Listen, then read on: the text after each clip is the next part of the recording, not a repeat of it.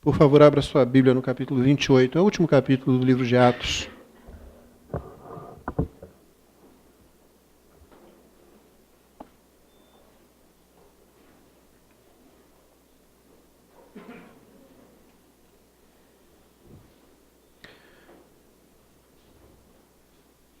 Estamos chegando ao final desse maravilhoso livro.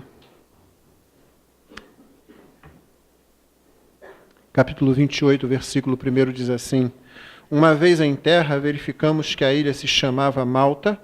Os bárbaros trataram-nos com singular humanidade, porque, acendendo uma fogueira, acolheram-nos a todos por causa da chuva que caía e por causa do frio. Tendo Paulo ajuntado e atirado à fogueira um feixe de gravetos, uma víbora, fugindo do calor, prendeu-se-lhe a mão. Quando os bárbaros viram a víbora pendente da mão dele, disseram uns aos outros: Certamente este homem é assassino, porque, salvo do mar, a justiça não o deixa viver. Porém ele, sacudindo o réptil no fogo, não sofreu mal nenhum. Mas eles esperavam que ele viesse a inchar ou a cair morto de repente. Mas depois de muito esperar, vendo que nenhum mal lhe sucedia, mudando de parecer, diziam ser ele um deus. Perto daquele lugar havia um sítio pertencente ao homem principal da ilha, chamado Públio, o qual nos recebeu e hospedou benignamente por 3 dias. Aconteceu achar-se enfermo de disenteria, ardendo em febre, o pai de Públio. Paulo foi visitá-lo e, orando, impôs-lhe as mãos e o curou. À vista deste acontecimento, os demais enfermos da ilha vieram e foram curados, os quais nos distinguiram com muitas honrarias. E tendo nós de prosseguir viagem, nos puseram a bordo tudo o que era necessário. Deus abençoe a leitura de sua palavra. Amém. Irmãos, deixamos, na semana passada, Paulo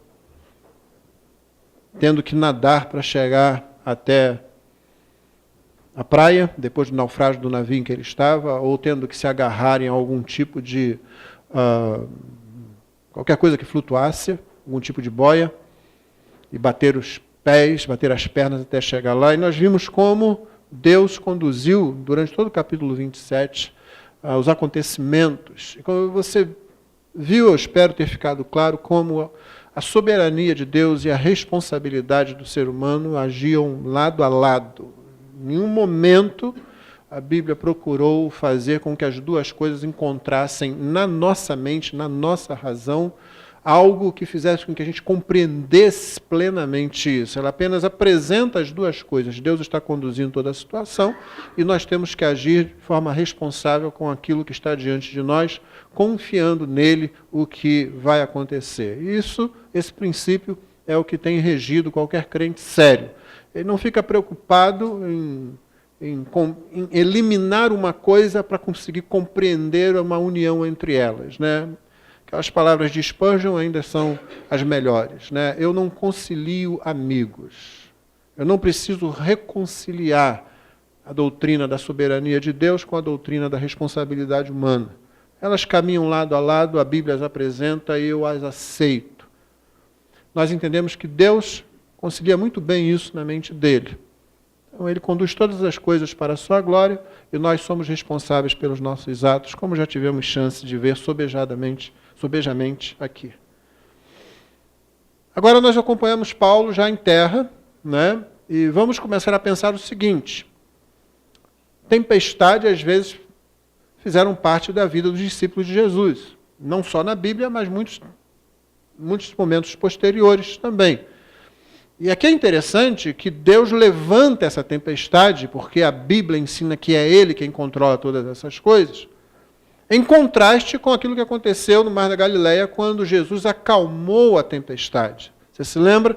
Ele subiu ao barquinho, os discípulos estavam remando, e aí levantou-se uma grande tempestade, e ele estava dormindo. Eles tiveram que acordar, porque a coisa devia ser muito ruim mesmo, já que ali havia um grupo de pescadores e os próprios pescadores estavam com medo, eles estavam habituados àquela situação. E Jesus acalmou aquela tempestade. Aqui ele não acalma a tempestade, aqui ele conduz a tempestade, que prossegue por um período superior a 2 semanas. Foi uma viagem muito atribulada em que se perdeu o navio. os passageiros, os soldados, os presos, enfim, a tripulação do navio, esses todos se salvaram. 276 pessoas se salvaram, como Deus havia dito a Paulo por intermédio do mensageiro de Deus, que lhe apareceu numa visão, num sonho. E assim ele continuava conduzindo todas as coisas ali. Deus não acalmou aquela tempestade até que o barco fosse conduzido a essa ilha, e eles tiveram que saltar na água e então nadar até aquele lugar. Por que Deus faz isso? Por que Deus permite essas circunstâncias? Isso vimos semana passada. E essa é aquela pergunta que a gente sempre faz e para a qual nenhuma resposta é satisfatória. É muito melhor que a gente pergunte o que Deus espera que nós façamos em meio a essas circunstâncias, do que tentar entender como Deus administra, como é a economia divina sobre todo o universo. Você deve se lembrar. Há mais de 7 bilhões de pessoas só agora sobre o planeta. Cada uma delas interage com várias outras. Então você já multiplica isso aí de forma exponencial, de forma geométrica. E cada interação dessa produz dezenas de outras, potencialmente, que vão continuar se multiplicando assim. Mesmo que Deus quisesse explicar isso para você, você não entenderia, eu não entenderia. Ele lida com tudo isso como se fosse nada. É o que diz o livro de Isaías. As nações são como poeira na balança aos olhos de Deus. Ele administra tudo. Então desistamos de tentar entender cada meandro da administração divina das coisas. Tudo o que precisamos saber foi revelado nas Escrituras. E certamente haverá outras tantas coisas que nós vamos passar a eternidade toda, e a eternidade vai ser pouco para você descobrir a respeito do Deus a quem você adora. Por isso, repito, o céu vai ser tudo, menos chato. Não tem como. Não tem como ser rotineiro, não tem como cair na rotina. Você não precisa se preocupar com essa agenda, Deus está tomando conta dela muito bem. Então Paulo chega àquela ilha. E uma coisa interessante que você precisa perceber nessa narrativa é que ela sucede a uma narrativa bastante detalhada de Lucas sobre a tempestade. Ele gasta todo o capítulo 27 falando sobre isso, praticamente. Com muitos detalhes, tem termos náuticos. Ele praticamente descreve uma carta geográfica marítima. Você consegue fazer o traçado todo pelos detalhes que ele dá. O clima. Fora isso, ele descreve atitudes das pessoas durante aquele período. Ele é bastante detalhista. Agora, no entanto, ele sumariamente conta as coisas que aconteceram aqui. De modo que é fácil você retratar isso aqui. Aquele grupo chega na ilha, né, e os habitantes locais vêm. Quando você naufragava, nessa época, em algum lugar, havia duas situações muito possíveis de acontecer. E uma você seria morto, outra você seria escravizado. Isso aqui não era uma coisa muito comum de acontecer, principalmente à medida que você se afastava dos grandes centros. Malta, no entanto, era uma ilha já sob domínio romano há cerca de 2 séculos, incorporada à província da Sicília. Então, eles estavam ali. Não havia um governador romano na ilha. Públio, que nos é apresentado no texto, era o homem principal da ilha, no sentido de que ele era a pessoa mais importante dali. Era, obviamente, uma pessoa rica, uma pessoa que tem posses, e é uma pessoa que dominava aquela situação ali. Mas eles sabiam que estavam debaixo do jugo romano. E quando chega um monte de náufrago, e um deles é um centurião romano, você vai se lembrar de Júlio, que está acompanhando Paulo, eles têm muito bom senso de receber bem essas pessoas. Note, uma boa parte deles é de prisioneiros, é de criminosos. Mas eles vão se inteirando da situação. A primeira coisa que eles veem é um grupo de náufragos, numa noite chuvosa, fria, que vão chegando. Os bárbaros, então, que aqui não tem nada a ver com o nosso conceito de bárbaro, a nossa versão traduz literalmente o termo grego, que era usado para pessoas que não falavam grego. Quando não falavam grego, eles chamavam de bárbaro. É isso que o texto está dizendo. Toda hora que aparece, não pense que é um grupo de gente que não tem nenhum tipo de civilização, ou gente que faz barbárie. Tira isso, apaga isso sua mente. Seria uma tradução muito boa, os nativos da ilha, que eram descendentes de antigos fenícios, provavelmente falando um dos desdobramentos do idioma, mais o latim. Então esses homens, essas mulheres, esse pessoal todo recebe, faz uma grande fogueira. É muito bom quando você sai de uma situação tão perigosa, tão angustiante quanto essa, e você chega num lugar e recebe conforto ali.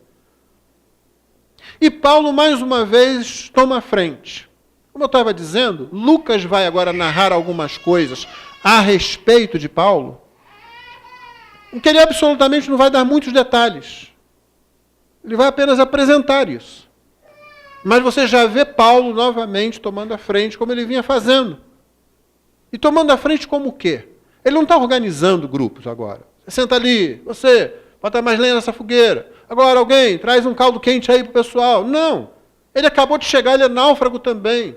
Só que ele está ali, ele está inteiro. Então ele começa a procurar aquilo que qualquer crente começa a procurar. Como eu posso ser útil, como eu posso servir. É seguindo o exemplo de Jesus, que não veio para ser servido, mas veio para servir. Ele deu testemunho da fé, deu testemunho do Evangelho. Ele disse, o Deus a quem eu pertenço, o Deus que me possui, que me tem, de quem eu sou, enviou o seu mensageiro essa noite, falou comigo, o navio vai se perder, mas ninguém vai se perder. Ainda deu orientações específicas quando um grupo tentou fugir do navio num bote.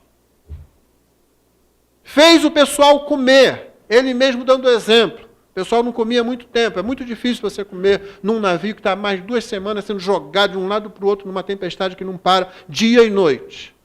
Mas ele diz, olha, vocês vão precisar de forças, vocês precisam disso. Então ele pega pão, ele parte o pão, ele rende graças e ele come. Aí o pessoal recobra ânimo e começa a comer também.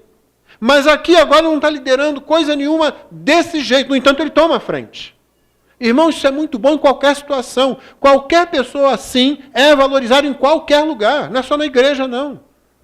A pessoa proativa, no sentido de que ela olha e vê onde é que eu sirvo. Não é a pessoa que diz, não, eu só faço aquilo ali. Nós não estamos falando de competências, de habilidades aqui. De coisas simples que você pode fazer. O apóstolo é talvez o homem mais bem preparado a bordo desse navio. Talvez o que fale mais idiomas aqui. É certamente o homem com expressão de maior fidelidade a Deus. Tem uma cultura invejável. Mas foi catar gravetos para colocar na fogueira. Olha quanto a gente aprende só olhando para isso. Esse é o mesmo homem que perseguia cristãos. E se ele perseguia cristãos, no início, você não deve pensar que Paulo estava lá quieto num lugar, e de repente, quando o cristianismo surgiu dentro do judaísmo, ele então se despertou. Ele mesmo dá testemunha na sua carta aos Gálatas, por exemplo, da severidade, do modo rigoroso como ele seguia a fé dentro da seita mais rigorosa do judaísmo, que era o farisaísmo, os fariseus. Então ele devia ser um cara bastante duro com isso, com muita firmeza. Mas esse homem agora, que podia ser inclusive violento, agora está transformado num servo. E ele serve as pessoas, tanto anunciando o evangelho, tanto sendo modelo, como pegando gravetos e colocando para aumentar a fogueira. Ele havia acabado de sair do mar como todo mundo. Eu não sei se todas as pessoas ali estavam fazendo alguma coisa de útil. Certamente Paulo era emocionalmente a pessoa mais estável ali. Talvez Lucas, que estava com ele. Talvez Aristarco, lá de Tessalônica, que também estava acompanhando nessa viagem. Que a gente sabe que eram os crentes que estavam ali. O fato é, de que ele olha a situação, ele pode fazer alguma coisa. Irmãos, isso tem muito reflexo na vida das pessoas. Você acabou de sair de uma situação que esgota, uma situação que deixa você tenso, que deixa todo mundo tenso. E ao invés de você ser aquela pessoa que aumenta a carga de tensão, que piora as coisas, você busca um modo de agir que traz serenidade. Imagina você lá, você podia estar pensando muitas coisas, se você fosse um preso, um prisioneiro. Gente, a primeira chance que der, eu vou escapar daqui. Mas escapar para onde? Eu estou numa ilha, vou para onde aqui? Os caras vão me achar de qualquer jeito. Mas, gente, eu estou livre de certa forma, está todo mundo abatido, os soldados também estão. Passamos todos por aquele momento ali agora, será que agora não é uma chance? Se você é um soldado, você está pensando o contrário. Se um prisioneiro desse escapar, eu vou pagar com a minha vida. Eu tenho que ficar de olho nele, gente, mas eu estou tão esgotado. Eu sou soldado, eu não sou marinheiro, não estou acostumado com esse troço. Vomitei quase minhas vísceras todas nessas últimas 2 semanas. Estou esgotado aqui. Se você é dono da carga e estivesse ali, ou se você fosse um empregado do dono da carga que estava no navio, não acho que prejuízo que eu tive, ou que prejuízo que eu vou ter que falar para o meu patrão. Se fosse o comandante do navio ali, gente, eu acho que eu fiz o melhor que pude, mas agora, a verdade, será que eu vou conseguir outro comando? Será que eu vou conseguir outro navio? Como vai ser isso? Muita coisa acontecendo. E esse pessoal aqui, será que realmente são tão bons quanto parecem? Então, situações, irmãos, de tensão, situação de angústia, quantas delas nós enfrentamos? Aqui nós temos um exemplo de um servo de Jesus sendo servo na missão. Ele não parou, o texto não diz que ele parou para fazer agora uma pregação sobre como Deus cumpriu o que ele havia prometido. A mensagem já estava dada. Pode ser que Paulo tenha comentado isso outras vezes, nos dias que se seguiram. Eles ficaram 3 meses, eles acabaram passando o inverno aqui. 3 meses nessa ilha. Mas o fato é que agora ele olhou em volta e qual era a coisa mais importante de fazer? É que essa fogueira não se apague. Estamos todos encharcados. A chuva começou a cair. Estava frio. Então ele vai e procura. E não é um trabalho muito fácil, se a chuva começou a cair, você achar gravetos para alimentar a fogueira. Mas ele vai fazer. Até por isso mesmo ele vai fazer. Ele não pensa em algum momento, gente, eu já fiz muito. Mas espera aí. Se não fosse por mim, esse pessoal estava aqui. O anjo disse, Deus, por sua graça, te deu todos os que estão no navio. Se não fosse por mim, esse pessoal que estava querendo fugir, esses marinheiros tentaram fugir no bote, está tudo aí agora, olha só. Porque eu impedi que eles saíssem do navio. E Lucas registra que o centurião não permitiu que os prisioneiros fossem mortos porque ele queria livrar Paulo. Que foi a primeira coisa que os soldados pensaram. O pessoal vai cair na água, vai sumir por essa ilha aí, de repente a gente não consegue encontrar, a gente não sabe que ilha é essa, eles só foram saber depois. E eu vou ter que pagar com a minha vida. E aí Paulo faz a presença de Paulo ali. Se Lucas registra isso, Paulo deve ter sabido disso. Ele não diz, olha, eu já fiz muito por esse pessoal, já está muita coisa aqui, deixa aí. Não, ele foi procurar o que fazer. Ele foi procurar como ser útil. Ele foi procurar como servir.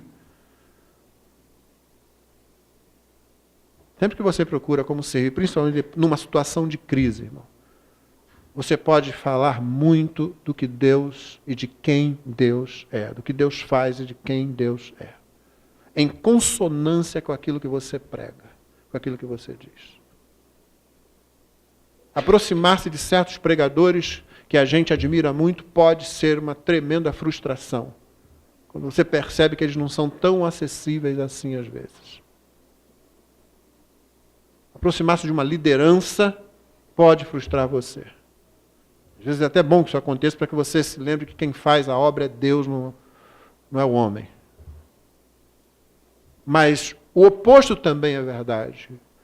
Quando você, irmão, mesmo estando numa situação de liderança, mesmo sendo uma pessoa de destaque no meio onde você está, seja na igreja ou fora, dá o exemplo de que você se considera servo, de que você pode servir, então isso faz muito bem, isso testemunha mais do que você pensa sobre Deus. Isso não testemunha só de boa educação. Só que Deus estava ainda querendo aumentar, querendo potencializar esse testemunho. E Lucas continua dizendo que Paulo, quando foi fazer esse serviço, e quando ele foi jogar no fogo os gravetos que ele apanhou, havia uma cobra, uma serpente ali. Ela deve ter se aproximado daquele local, talvez. Talvez estivesse nos gravetos que ele pegou. O fato é que quando ela viu o fogo se aproximando, ela foi embora e viu a mão de Paulo pela frente e se agarrou à mão e ficou presa à mão. Agora o quadro é esse. As pessoas olham para aquilo e os bárbaros, novamente, os nativos da ilha, aquelas pessoas ali, são as primeiras, fora Paulo e seus amigos, são as primeiras que demonstram algum tipo de raciocínio religioso aqui. Você percebe? No navio, você não vê nada disso, você só vê Paulo com essa atitude. Você não vê esses marinheiros como você viu aqueles lá em Jonas, quando aquela tempestade aconteceu, e cada um começou a clamar ao seu Deus ali e tal. Geralmente tentando resolver as coisas da forma mais secular possível. Lucas não narra nada sobre isso num texto que é bastante detalhado. Mas aqui você tem, assim, aqueles primeiros sopros de uma situação onde as pessoas estão pensando já em termos de religião, em termos de divindade, em termos de relacionamento Deus-ser humano. E eles começam com o seguinte pensamento: olha, esse camarada deve ser realmente um criminoso muito ruim. Porque tendo ele escapado de morrer afogado, a justiça não o deixa viver. O pensamento deles aqui é que a justiça, aquela deusa cega, melhor, vendada, né? O sujeito podia ter morrido ali, chega na praia e é morto de outra forma. Então não, esse aí tinha que morrer mesmo. Esse é o raciocínio deles. Como era o raciocínio de muita gente naquela época, como é o raciocínio de muita gente hoje. Você pensa em termos de causa e consequência direta sempre. Sem uma análise mais profunda, você pode se enganar terrivelmente. Quem pecou? Esse ou seus pais, para que nascesse cego? Jesus disse, nem uma coisa nem outra.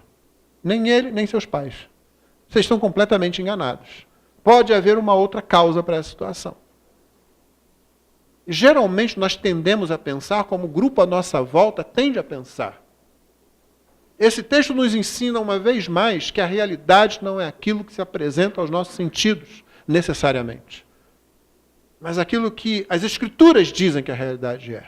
Aprenda a olhar desse jeito, irmãos. Senão você vai ver Paulo e Silas tomando coça e depois presos no tronco, na prisão, e vai dizer, esses homens não têm fé.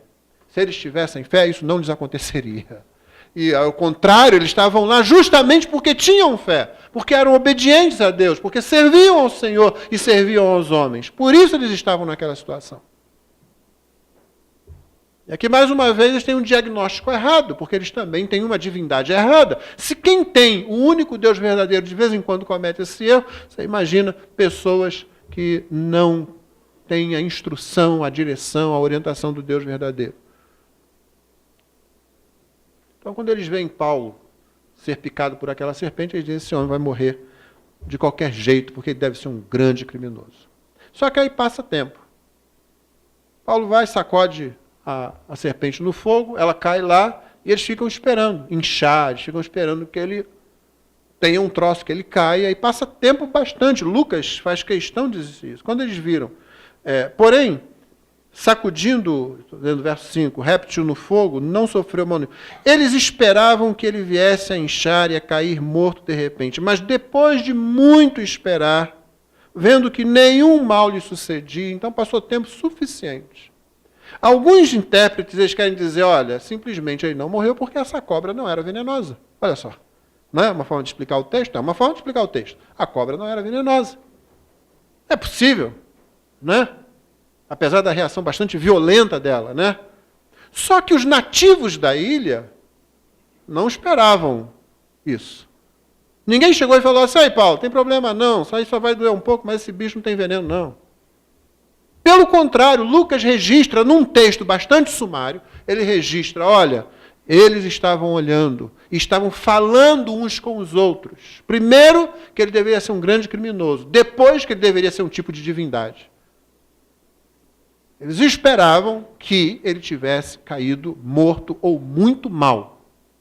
Porque eles conheciam a cobra. Eles eram dali.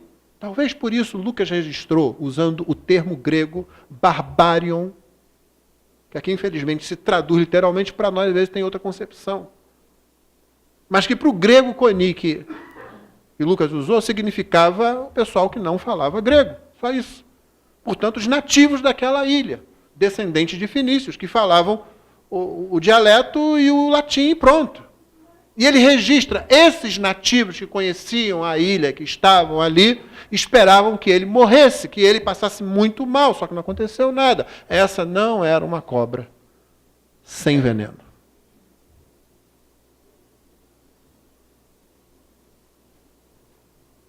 E aí eles passam a pensar que ele é um Deus. E Lucas não explica mais nada. Em Listra, o pessoal pensou que Paulo fosse um Deus. E já vieram trazendo alguma coisa para oferecer. Aqui não houve isso. Aqui Lucas simplesmente diz isso. E não registra mais nada, porque não interessa mais nada para ele aqui agora. Interessa o seguinte: Deus disse que Paulo iria a Roma. E Paulo iria a Roma. A tempestade não foi uma tentativa de impedir isso. Talvez pudesse ser na mente do diabo, se Deus aqui se utilizou dos serviços do diabo como em Jó. Vamos lembrar como é que foi em Jó? Deus chamou o diabo vem cá. Eu tenho um serviço para você muito importante. Eu preciso que você vá e faça muito mal a Jó. Foi isso? Não. O diabo se apresentou lá para acusar Jó. Deus deu um pouco mais de corda na coleira dele. Disse, você pode ir até aqui. Depois ainda deu mais um pouquinho, você pode ir até aqui. Você só não vai matá-lo, mas você pode tocar até no corpo dele. Quando a gente diz que Deus, quando eu digo que Deus se utilizou dos serviços, não quer dizer que Deus chamou um dos seus servos. Não quer dizer que Deus disse assim, olha, eu tenho um cara que é bom para essa missão, não. Quer dizer que o diabo que tem desejos de matar, roubar e destruir, que odeia a obra de Deus, que odeia o testemunho de Deus, pode ser muito bem um instrumento usado para aquela tempestade, ou não, eu não sei. Eu sei que a tempestade não foi um obstáculo real à missão de Paulo de ir até Roma.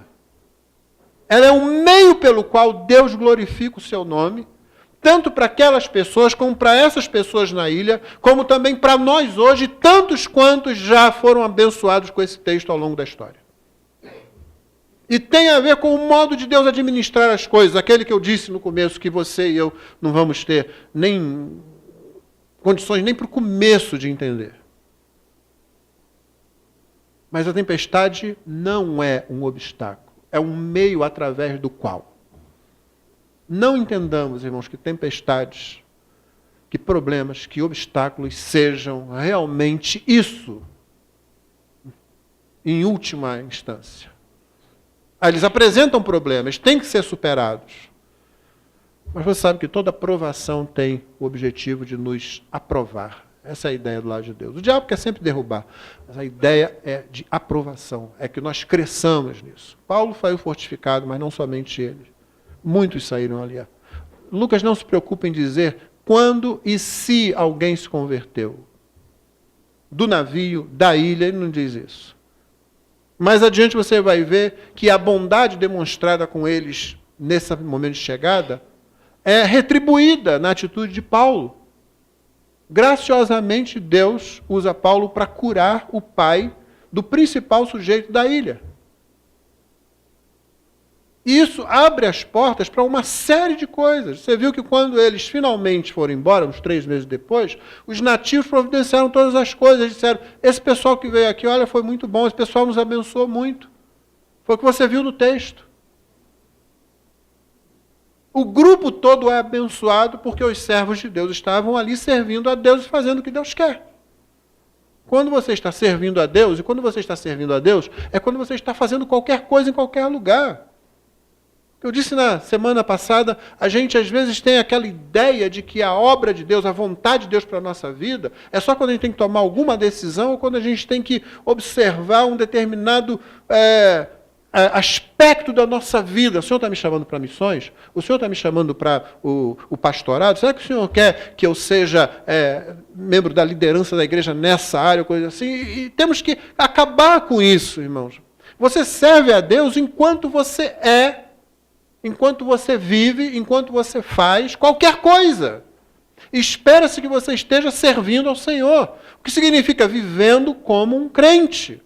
Percebendo que aquela realidade ali não é a finalidade última da sua vida.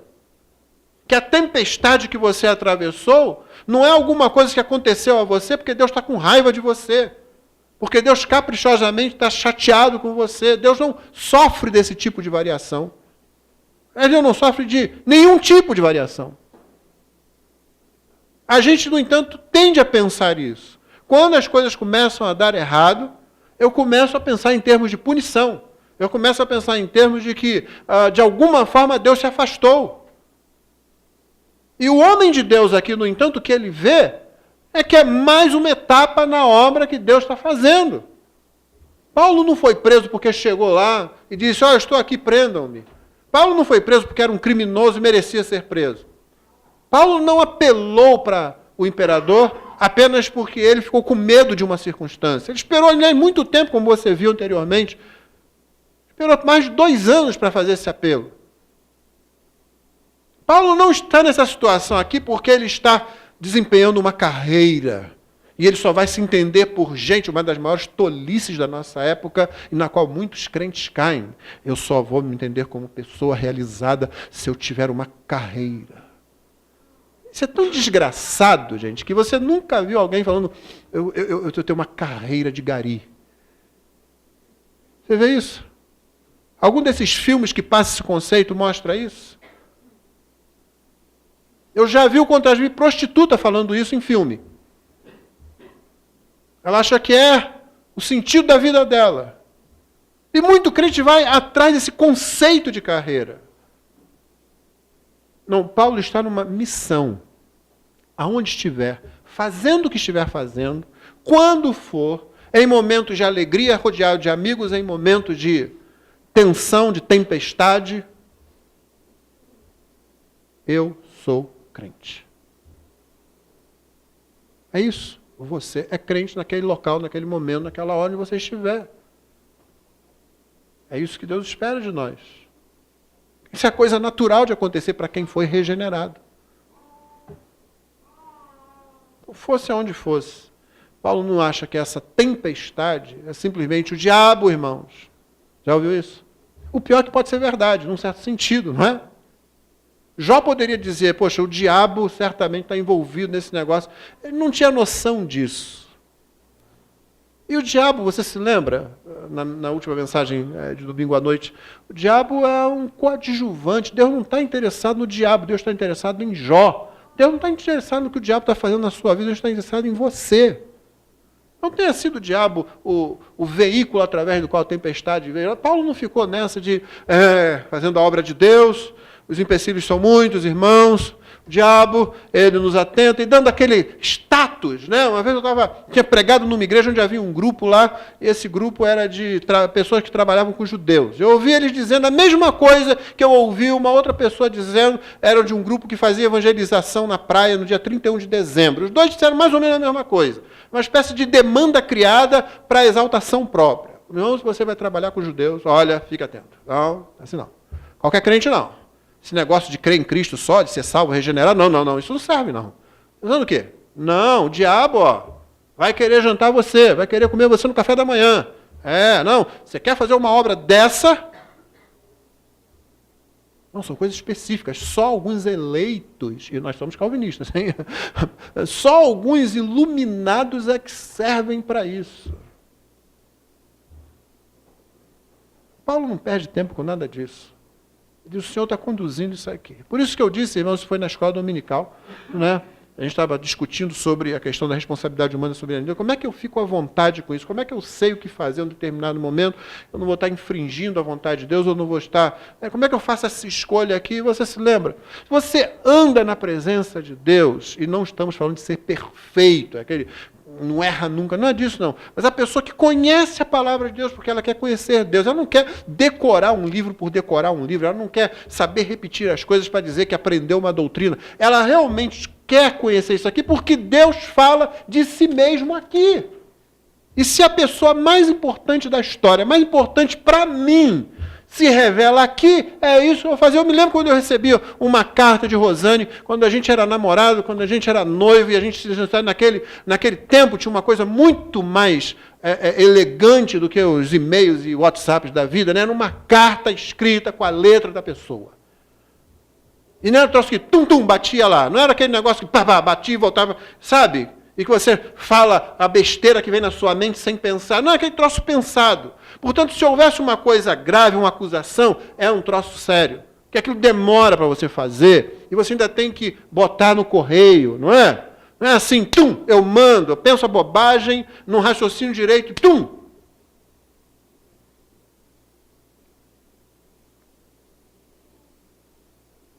Um dos generais de Lincoln podia ter acabado com a Guerra de Secessão num dado momento em que o principal exército inimigo ficou encurralado por causa da cheia de um rio. Mas ele não atacou.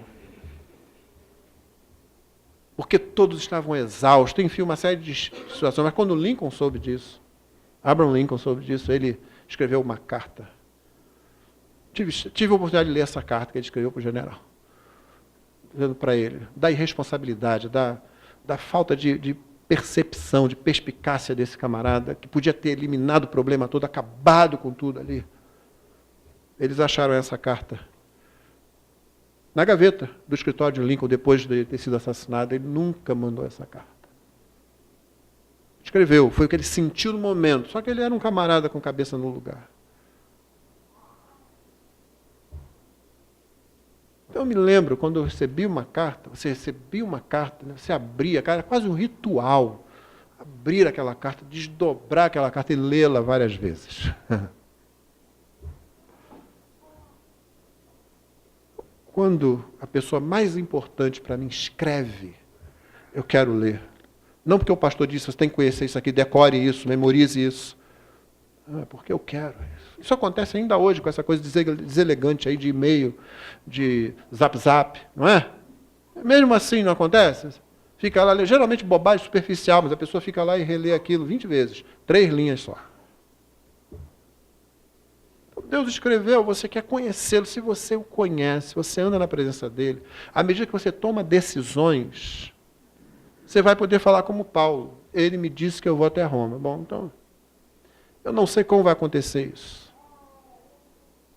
Ele não me disse que eu vou de primeira classe, ele não disse que vai ser tudo tranquilo, ele não me disse que anjos iam me levar flutuando até lá. Ele disse, é preciso, e foi isso que o mensageiro disse para ele em Atos 27, é preciso que você dê testemunho diante do imperador.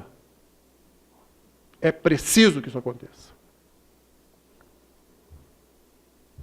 Então ele sabe. Por isso ele faz o que ele tem que fazer. Num determinado momento, é incentivar as pessoas. Num outro momento, olha, esse pessoal não pode sair daí. Se eles saírem daí, vocês não vão se salvar, se eles forem embora nesse bote.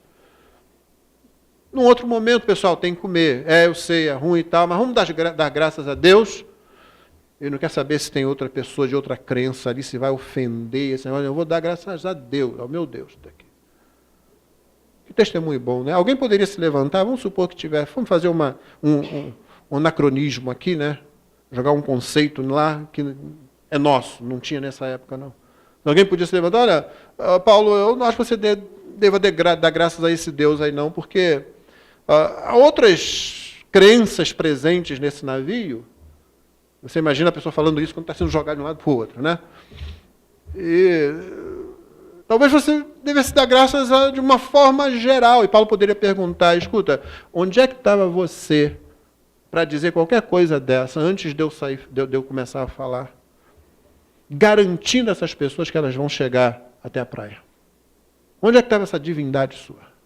A forma de você e eu fazermos isso hoje, irmãos, é quando a gente vive de acordo com o Evangelho. Você não precisa entrar em disputas apologéticas o tempo todo, para demonstrar que outras divindades não são divindades, que outras crenças não levam aonde a Bíblia leva. Basta que você comece a vivenciar o que a Escritura diz. Você se torna a mensagem. E Deus vai usar isso como Ele quiser. Mesmo assim, como aconteceu com Paulo muitas vezes, vão te olhar como um mentiroso, como um farsante. Até porque você nunca vai ser perfeito. Paulo, num dado momento, chamou o sumo sacerdote de parede branqueada. Depois ele pediu perdão. Nenhum de nós é perfeito. No entanto, siga o Senhor, ande na presença dEle, caminhe junto com Ele. Então você não vai ter dificuldades em saber como agir à medida que as situações vão se apresentando.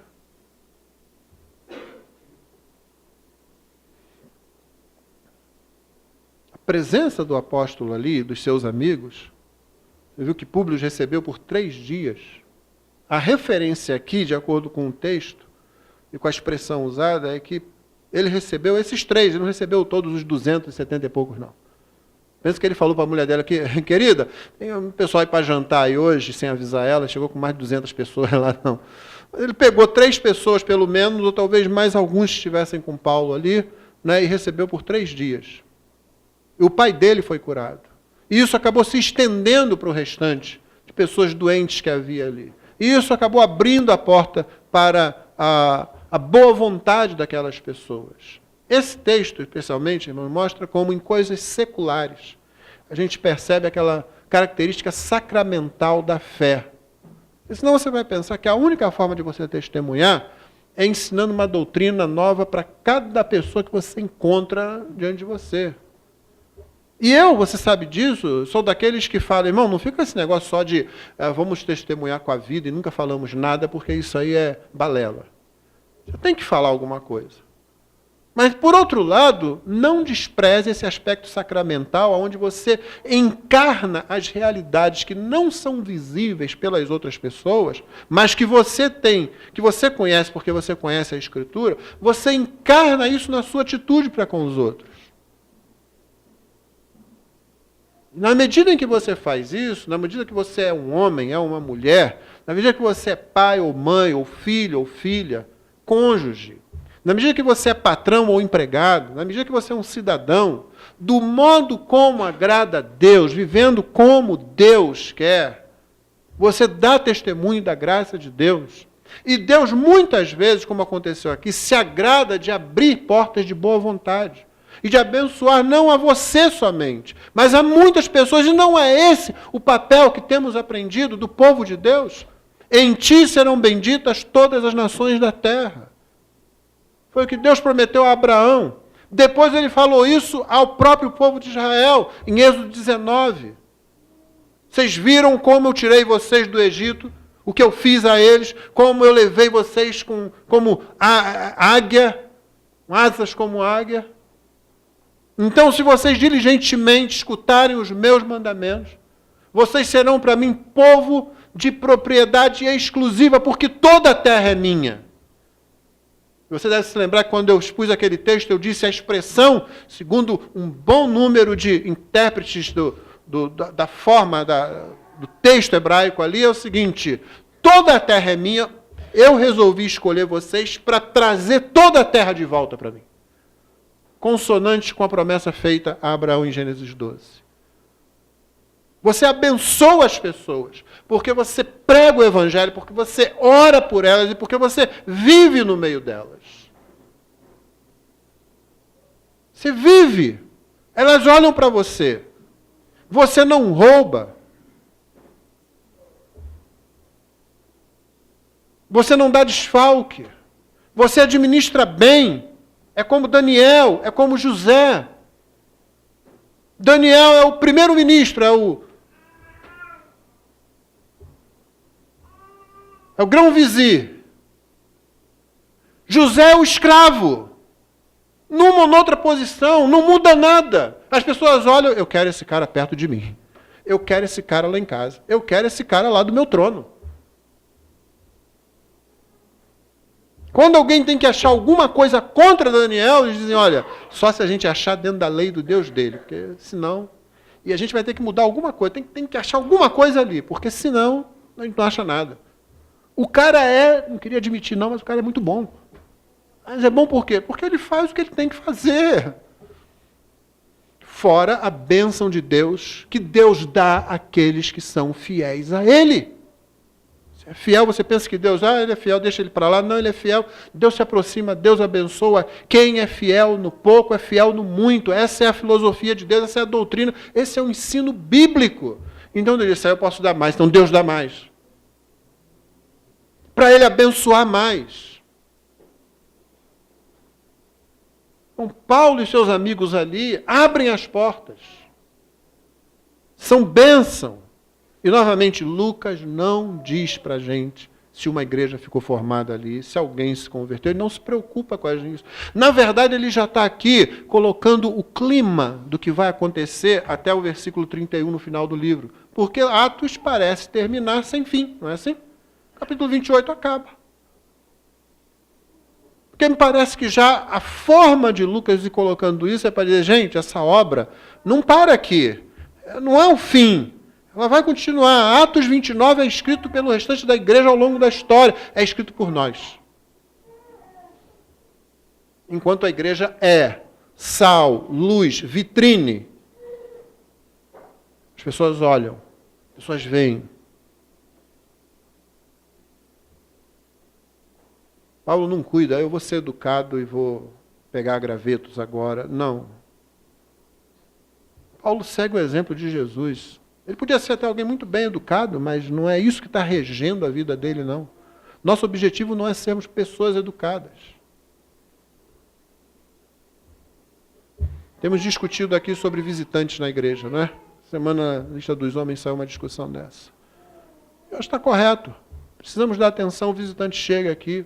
Às vezes ele está procurando em busca de uma igreja onde ele possa congregar, às vezes é um visitante não crente. Aí você vai para o seu grupinho de afinidade.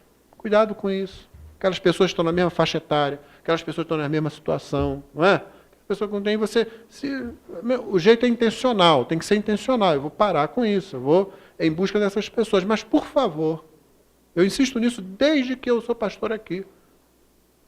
Eu digo, o mínimo que a gente pode fazer quando alguém vem à nossa casa, essa aqui é a nossa casa nesse sentido, é sermos educados. Porém, por favor, nosso objetivo não é só isso. Qualquer grupo de autoajuda vai fazer isso. Qualquer outra instituição vai fazer isso. Eu não posso me limitar a isso. Da mesma forma, não reduza a igreja àquele grupo de pessoas que se importam um com o outro. Oi, fulano, como você está? Está tudo bem? Ó. Muitos grupos fazem isso. Paulo não está só sendo educado. Ou vamos ser útil, né? A filosofia dele não é aquela, embora seja uma filosofia muitas vezes verdadeira, né? Se você não é parte da solução, você é parte do problema. Não é? Então, não, peraí, então eu vou pegar gravetos ao invés de ficar aqui reclamando, ao invés de... Não. Não é só isso, isso é limitar demais. A ideia é a seguinte, tudo que eu faço, o modo como eu ajo, o modo como eu reajo, reflete o Deus no qual eu creio. O adolescente, a adolescente, as pessoas sabem que você é crente, você carrega o nome dele, o nome do Senhor Jesus. Queira ou não queira. Você ri das mesmas piadas. Ah, não precisa ser adolescente só para acontecer isso, não. Tem muito homem casado, muito adulto, muita mulher. E você sabe, nós não somos um grupo aqui fechado, nós não somos um grupo de pessoas aqui canhestras para o humor, pelo contrário. Qualquer pessoa que já foi a um retiro ou participou de qualquer evento sabe que não é assim. Mas se a gente consegue essa graça na mesma coisa sempre, nas coisas imorais, nas coisas indecentes, nas coisas que desagradam a Deus, evidentemente, muitas vezes, ostensivamente, ou seja, claramente, tem alguma coisa errada com a gente. A gente que fala de qualquer maneira, fala qualquer coisa, e ainda carrega o nome daquele que ensinou para a gente, não saia da vossa boca nenhuma palavra torpe, mas só aquela que for boa, para que dê graça aos que a ouvem. Sai qualquer coisa da nossa boca ou dos nossos dedos digitando. Tem alguma coisa errada, irmão. Nós somos chamados para algo além disso. Não é só para ser educado. Não é só para ter um interesse superficial. Vamos aperfeiçoar isso. À medida que Deus vai nos dando, irmão, vamos querendo mais. Né? Fiel no pouco, fiel no muito, vamos além. Não vamos fazer isso com perfeição, nem fazer assim, mas vamos começando a fazer. Vamos, né, dando consistência a isso. Você é filho do Senhor Jesus. Servo do Senhor Jesus. Salvo pelo Senhor Jesus. E numa demonstração de graça assim, maravilhosa, você é amigo do Senhor Jesus. Você carrega o nome dele, onde você estiver. Seja adolescente, seja um jovem, seja um adulto, casado, solteiro, seja patrão, seja empregado, seja professor, seja aluno, onde você estiver. Seja pastor, seja ovelha, não importa. Você carrega o nome dele. Quando Paulo pega os gravetos, ele não fez nada além daquilo de seguir o exemplo de Jesus, que veio para servir. Então ele serve também, faz isso com alegria. Você vai ver quanta disposição surge numa pessoa que começa a servir. Então, demos testemunho do Senhor, você vai ver portas se abrindo, conforme o Senhor quiser, mais do que a gente costuma imaginar. Portas se abrem. E não é portas que se abrem para que eu seja mais abençoado, simplesmente para fechar em mim, não. É para que outras pessoas sejam abençoadas. O povo de Deus é um povo que é a fim de quê? Nós não somos simplesmente, nós somos a fim de que outros sejam abençoados, a fim de que a glória de Deus seja conhecida, a fim de que o bom nome do Senhor seja glorificado por muitos. Nós não somos povo se formos povo sem missão. Nós não existimos em nós mesmos.